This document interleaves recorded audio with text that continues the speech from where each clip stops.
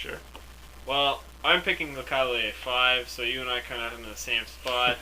um, Mine just one step up higher. Yeah. I think Lecavalier is a great player.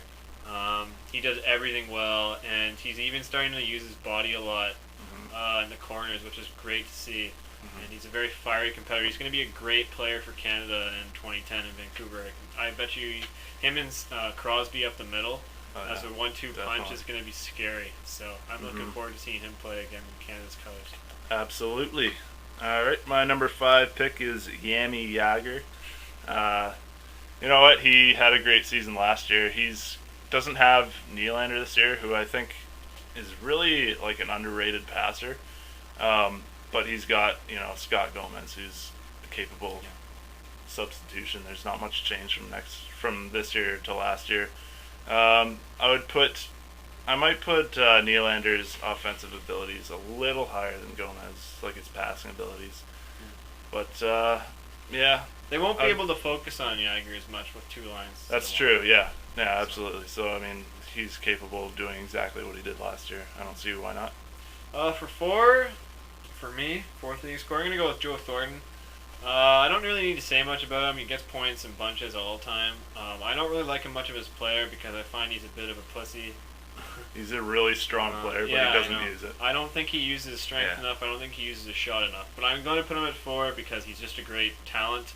And just on his talent alone, he's going to get 110 points. So. Yeah, absolutely. Yeah. Sometimes, I'll watch him and I'll just get so upset at him. But then at the end of the game, he'll have 3 assists. Yeah, exactly. I think he can be a lot better. I think he can be the most dominant player in the league. Yeah. He doesn't shoot enough. No, he doesn't. Definitely not. Sort of like Spezza. My number 4 pick is Alexander Ovechkin. We mentioned it. He's playing with a lot more talent this year, and he's definitely going to step up his game. He probably hasn't peaked yet because he's so young, and he played in the Russian. He doesn't play with enough talent as opposed to Sidney Crosby either. I don't think there's much of a difference in talent. I just think between him and Crosby, I just think the fact that he's a shooter and not a passer gets Crosby more points than Ovechkin. And they're honing in on Ovechkin a lot last year because he's got no one to play with, but he's got 2 talented players coming in to play with him, in Backstrom and Nylander, so I think it will help him out a bit. Yeah, and you got to think, he played last year with some, pretty dodgy players.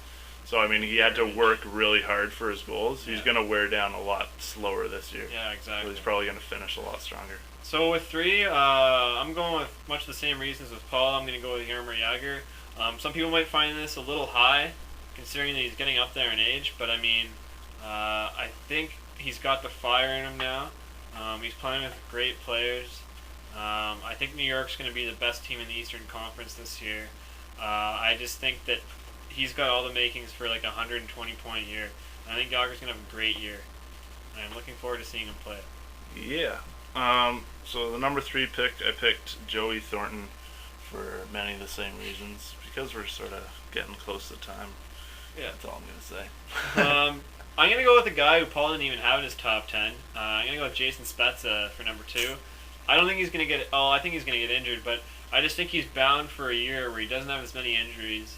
And I think he's bound for a massive year points-wise, 120 to 130 points. I mean, he's a great player. If he could just shoot a little bit more, be a little more selfish, and not make all those blind behind-the-back passes to no one, I think he's in for a great year. Also, he's playing for a contract. Yeah, exactly, yeah. So, I mean, the reason I didn't put him in is basically because of the injuries. That's the only real reason. If he was to play a full season, I definitely would have him top 5 at least. That being said, my number 2 pick is Danny Heatley. He's also playing for his contract, and he's playing with Jason Spezza. Based on my predictions, I mean, he's going to be playing with Jason Spezza for all of the year, except maybe a month here or there. He's playing for a contract. Spezza's playing for a contract. The 2 of them are going to work really hard this year, and I think they're going to put millions of points on the board. Well, I don't know about millions, but a guy that can put millions of points on the board. We're getting a little short on time here, so I'm going to cut to the chase. We both have him at number 1. It's a really easy pick. I don't even think you need to think about it. 2 words, Sidney Crosby. Probably 130 to 140 point year. It's an easy conclusion. So I guess that wraps it up for this edition of Hoser Chat Live. Yeah. Next time we're going to Try not to have chairs fall apart and no phone ringing. And yeah, we'll get it all right next time. Next time we're going to talk to you about our top 10 scoring defensemen. Sweet. All right.